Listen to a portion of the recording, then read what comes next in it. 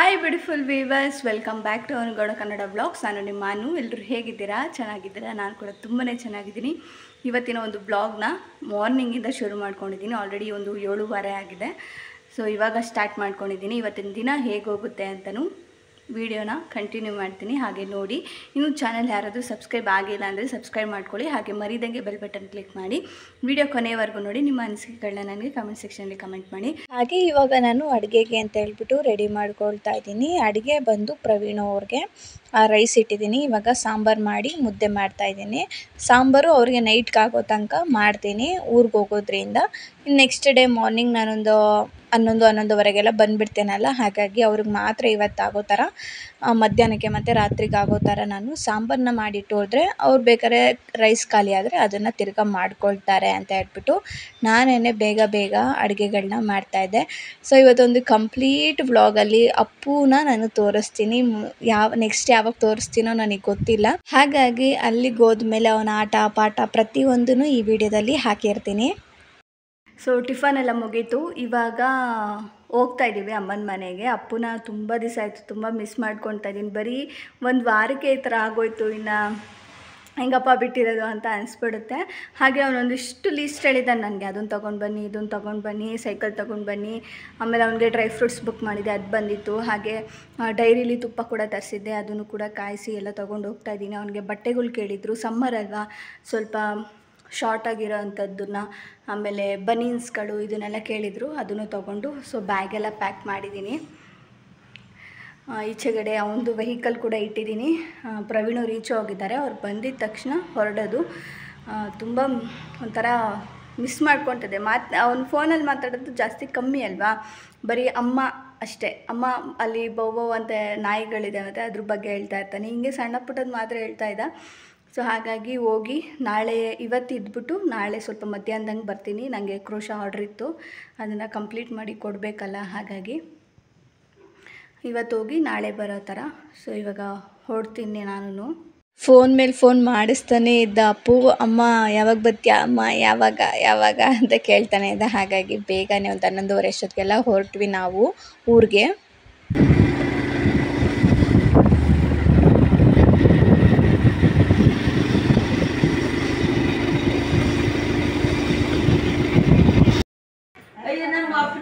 ನಮ್ಮ ಅಪ್ಪನೇ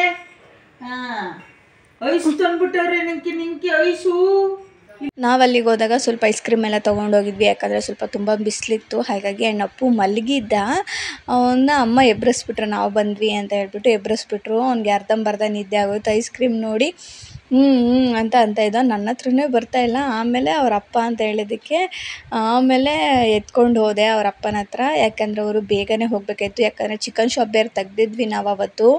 ಇನ್ನು ಕಸ್ಟಮರ್ಗಳು ಬರ್ತಾನೆ ಇರ್ತಾರೆ, ಒಂದು ದಿವಸ ಬಾಗ್ಲಾಕೋರು ಹೊಟ್ಟೋಗ್ಬಿಡುತ್ತೆ ಆ ದಿವಸದ್ದು. ಹಾಗಾಗಿ ಬೇಗನೆ ಅವರು ಹೋಗ್ತೀನಿ ಅಂತ ಹೇಳಿದ್ರು. ಪಾಪು ನೋಡ್ಕೊಂಡು ಹೋಗು ಇರು ಅಂತ ಹೇಳ್ಬಿಟ್ಟು ಅಮ್ಮ ಎಬ್ಬಿಸ್ಬಿಟ್ರು.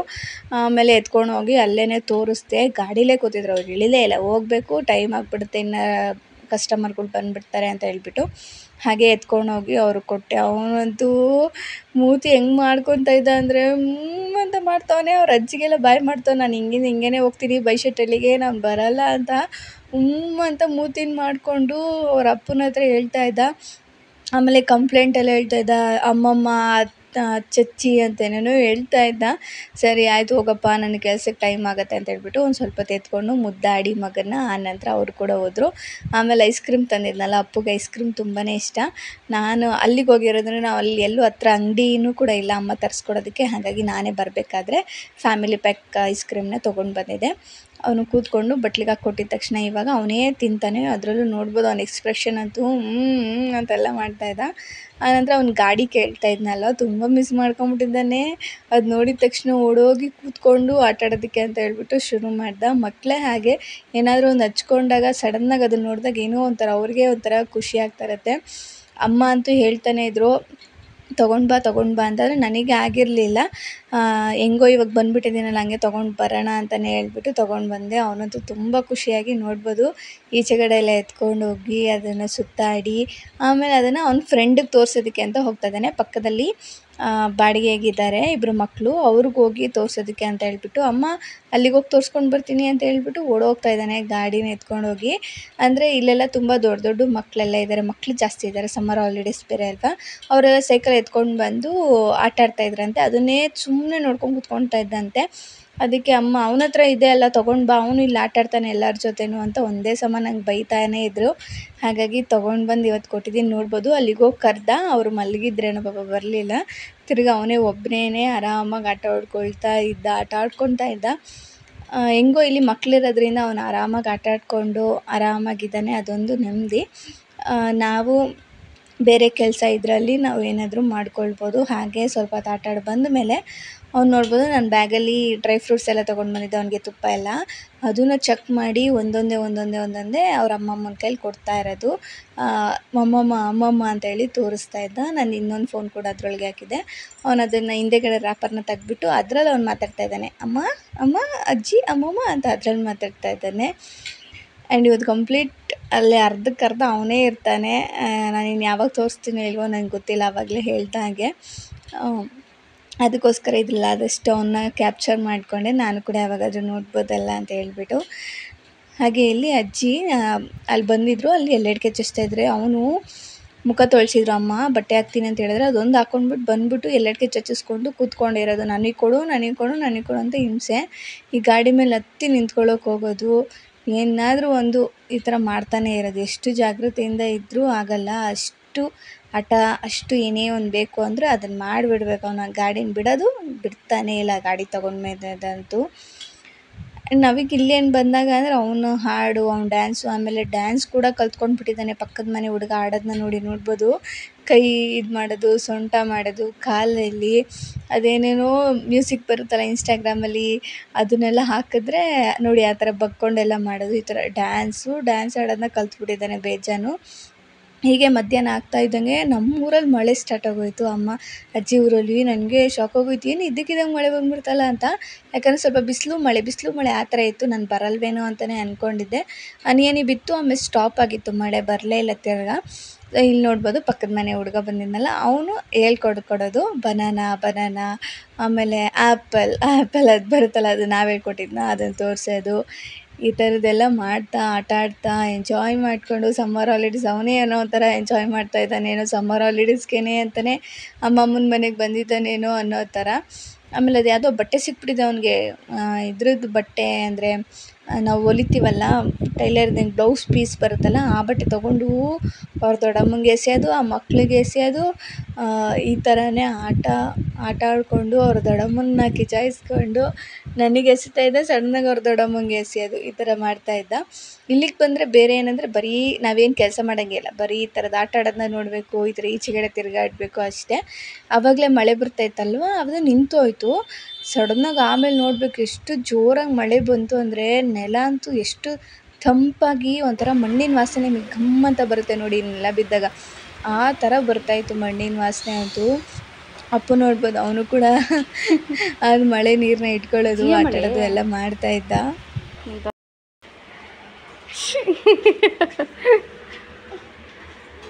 ನಾನು ಹೋಗಲ್ಲಪ್ಪ. ಅಯ್ಯೋ ನನ್ನ ಮಗನೇ, ನನ್ನೇ ದುಕ್ತಿಯಾ?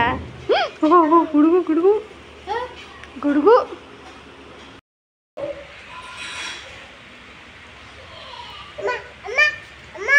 ಇರು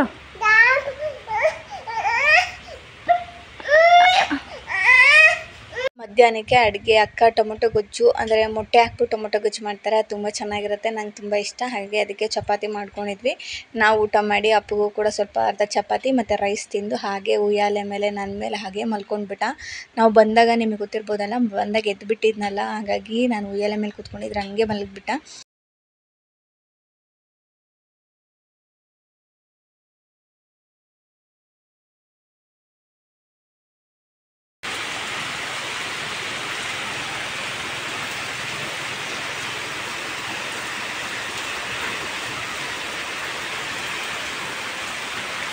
ಎಷ್ಟು ಜೋರು ಮಳೆ ಅಂದರೆ ಯಾಕೆ ಇದನ್ನು ಹೇಳ್ತಾ ಇದ್ದೀನಿ ಅಂದರೆ ನಮ್ಮೂರ ಹತ್ರ ಈ ಥರ ಮಳೆ ಬಂದೇ ಇಲ್ಲ. ಇವಾಗೆಲ್ಲ ಜೋಳ ರಾಗಿ ಎಲ್ಲ ಹಾಕಿರ್ತೀವಲ್ಲ, ಎಷ್ಟೋ ರೈತರಿಗೆ ಎಷ್ಟು ಖುಷಿ ಆಗ್ಬಿಡುತ್ತಿದ್ದಾರೆ ಮಳೆ ನೋಡಿದಾಗ. ನಮಗೆ ಎಷ್ಟು ಖುಷಿ ಆಗ್ತಾ ಇದೆ, ಇನ್ನು ವ್ಯವಸಾಯ ಮಾಡಿರೋರ್ಗೆ ಇನ್ನೆಷ್ಟು ಖುಷಿಯಾಗಿರೋಣ ಈ ಥರ ಜೋರು ಮಳೆ ಬಂದಾಗ. ಈ ಕಡೆ ಎಲ್ಲ ಮಾಡಿರ್ತಾರಲ್ಲ, ನಮ್ಮ ಬೈಶೆಟ್ಟಹಳ್ಳಿ ಹತ್ರ ಮಳೆ ಬಂದಿಲ್ಲ, ಜಸ್ಟ್ ಒಂದು 3-4 ಹನಿ ಅಷ್ಟೇ ಬಿದ್ದಿರೋದು, ಇನ್ನು ಮಳೆನೇ ಬಂದಿಲ್ಲ ಅಲ್ಲಿ.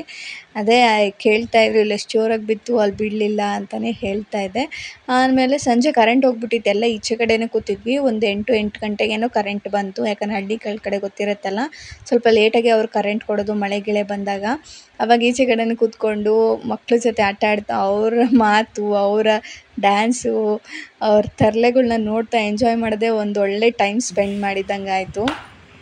ಚಾಮ್ಚರಿ ಆಡು. ಚಾಮ್ ಓ ಚುಚ್ಚು. ಚೂರಿ, ಚೂರಿ, ಖಾರ ಮಸಾಲ, ಪಾನಿಪೂರಿ, ಅನ್ನ ಸಾರು, ಬೇಳೆ ಸಾರು, ಪೂರಿ, ಚಪಾತಿ. ಅಯ್ಯೋ ನೋಡು ನೋಡು, ಪುಷಪ್ ಮಾಡು, ಪುಷಪ್. ಅಪ್ಪ ಅಡ್ಡಮ್ಮ ಗುಡ್ಡಮ್ಮ ಬಳ್ಳಿ.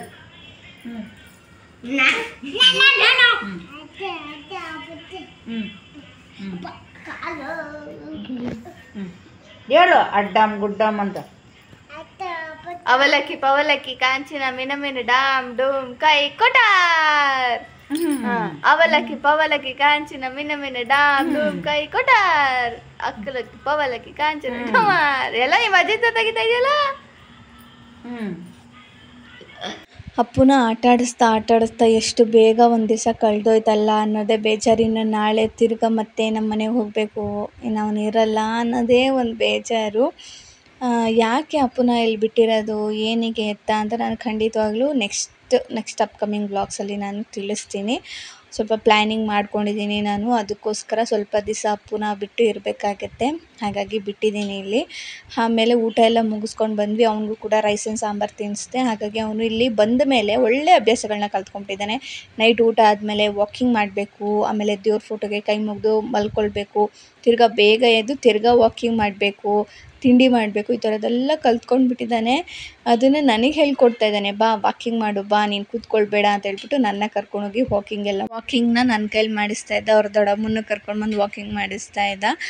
ಆ ನಂತರ ನೆಕ್ಸ್ಟ್ ಡೇ ನಾನು ತಿರ್ಗಾ ವ್ಲಾಗ್ನ ಕಂಟಿನ್ಯೂ ಏನೂ ಮಾಡಲಿಲ್ಲ. ಅಪ್ಪುಗೆ ಸ್ವಲ್ಪ ಊಟ ಮಾಡಿಸಿ ಸ್ನಾನ ಮಾಡಿಸಿ ನಾನು ಮಲಗಿಸ್ಬಿಟ್ಟು ಆಮೇಲೆ ನಾನು ಹೊರಟು ಬಂದುಬಿಟ್ಟೆ. ಆವಾಗೇನು ನಾನು ವೀಡಿಯೋಸ್ ಏನು ಮಾಡಲಿಲ್ಲ.